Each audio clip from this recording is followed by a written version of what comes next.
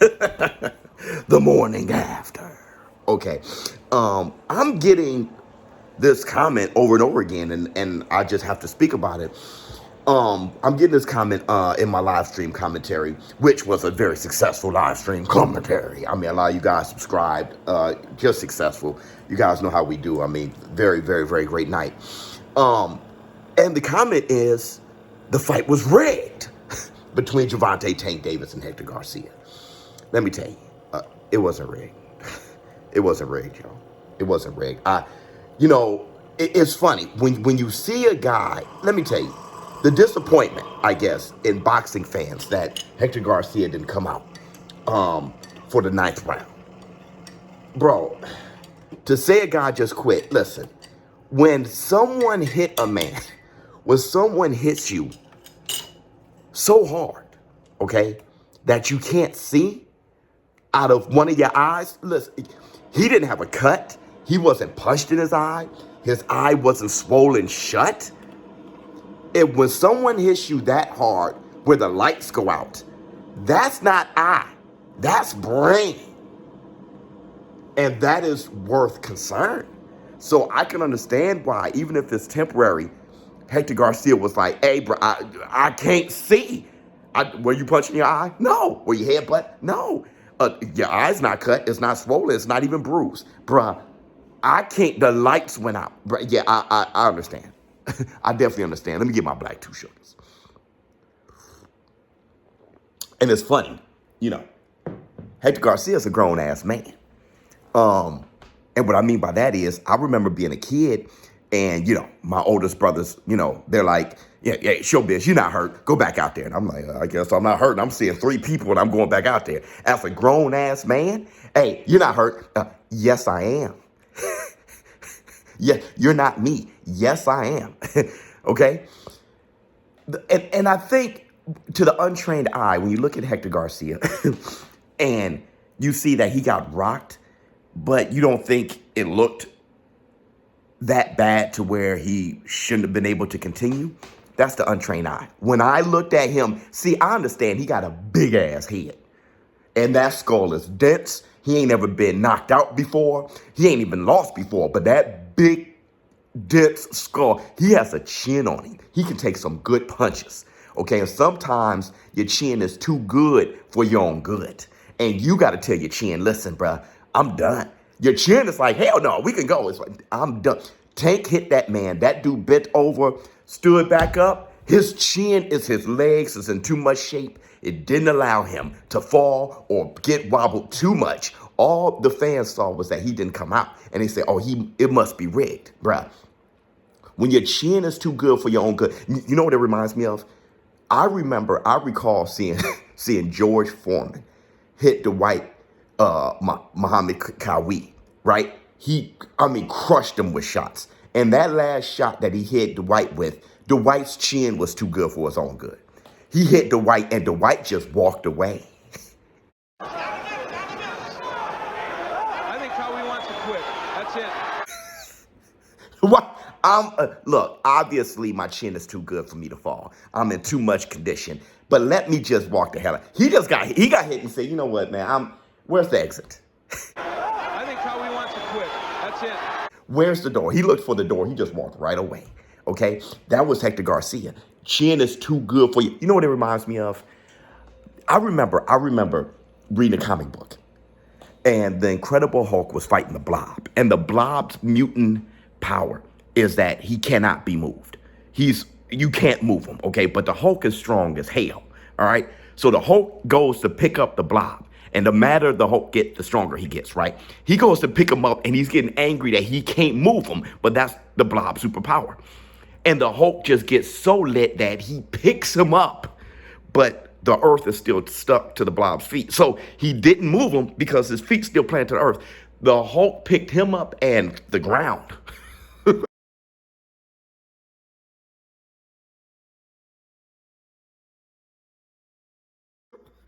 That would Tank did. Tank is like, okay, this guy's skull, his mutant power is he cannot get hurt. He cannot get knocked out. But he hit that man so hard, the lights went out. And Hector Garcia was like, you know what? I'm out of here. I'm happy that Hector Garcia is is safe, right? I'm happy he's healthy.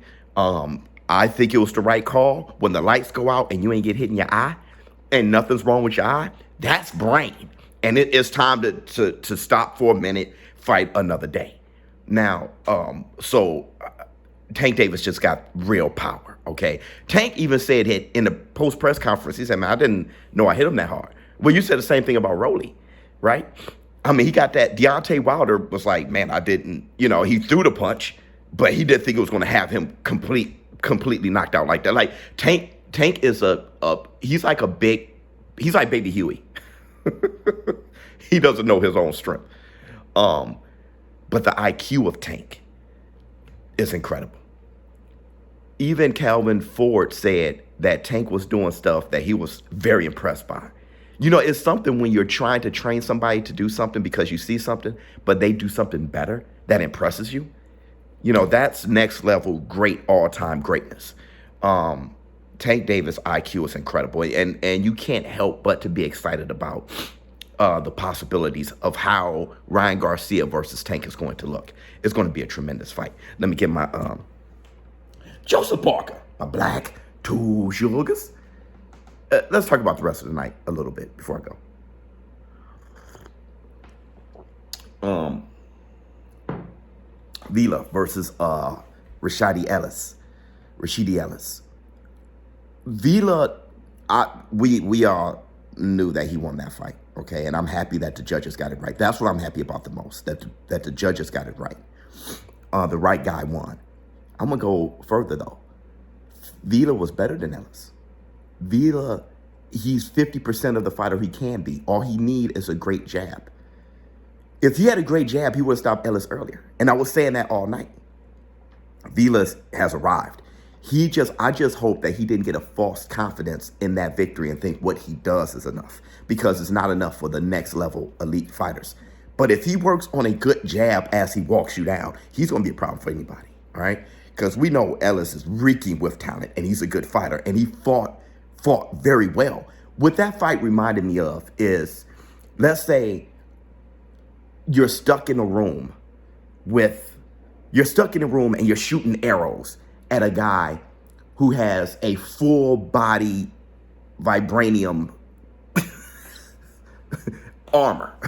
It's like, you're running around and you plucking these arrows and ping, ping, ping, and he keeps coming forward, and he has an axe, okay, a hand axe, and he's just swinging. Eventually, he's going to catch up to you. So shout out to Vila and Ellis. He was putting on he was fighting his ass off. It just Vila was better. As far as Boots, I know a lot of people are disappointed in Boots' performance. Boots whitewashed your boy, Karen. I can't say his last name for nothing. He whitewashed him. But they're disappointed in the fact that he didn't look spectacular, because he was actually going for the knockout and he couldn't get it.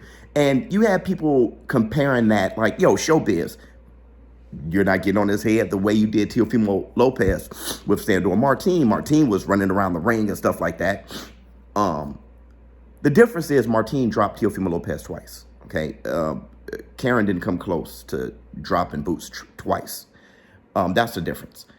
What this was more like Ryan Garcia versus Tago, when a guy is so defensive and he's escaping, and but the performance wasn't good from Boots. Ultimately, he won like he should have, but you want him to win better. Keyshawn Davis had a performance like that his last fight, where a guy was just so defensive, Keyshawn Davis couldn't break him down and beat him. I mean, knock him out, but he beat him one-sidedly. But just like Ryan Garcia versus Tago, the next fight, Ryan Garcia threw the fastest punch ever recorded against Fundora. So we'll see how Boots, hopefully Boots learned. I know Xander Zayas had a fight like that, his last fight, where a guy was just slick, and it's like, whoa, and he survived. It's a learning opportunity. Errol the True Spence, Boots wants Errol Spence. Man, Errol Spence, that's one hell of a fight. And Errol Spence's experience. You can see Boots doesn't have experience in everything quite yet. And obviously he doesn't have the experience that Errol Spence has. So, I think Boots has the talent to beat Errol Spence. He just needs the experience. Now, let's go with Boo Boo Andre to end this. Boo Boo Andre opened the undercard. And I said this last night. A guy that should be fighting Jamar Charlo, David Benavidez, Caleb Plant, Canelo Alvarez, shouldn't be opening up the card. He should at least be the co-main. But then when you saw his performance last night, you're like, yeah, that's why he opened the card. And I don't know if Boo Boo Andre can get out of his own way. I still think he's a special type of fighter, but the type of fights, the product he's putting out, I'm not sure if everybody's, well, I know this because I asked everybody last night. Most people aren't salivating at the opportunity to see Boo Boo Andre in the ring. When's the next time he's in the ring? Tank Davis, you want to see when the next time he's going to be there. Even Bruce Ennis, you're kind of like, was that a thing? Or, I want to see him against tougher competition. Let's see what's going on. Villa, you want to see him in the ring again. So, yeah, Boo Boo Andre to open up that undercard and to have that type of product, nobody's really salivating to see Boots again. But let me know how you all feel in the comments below. Rigged? Not even close. ShowBizz the adult. I'm out.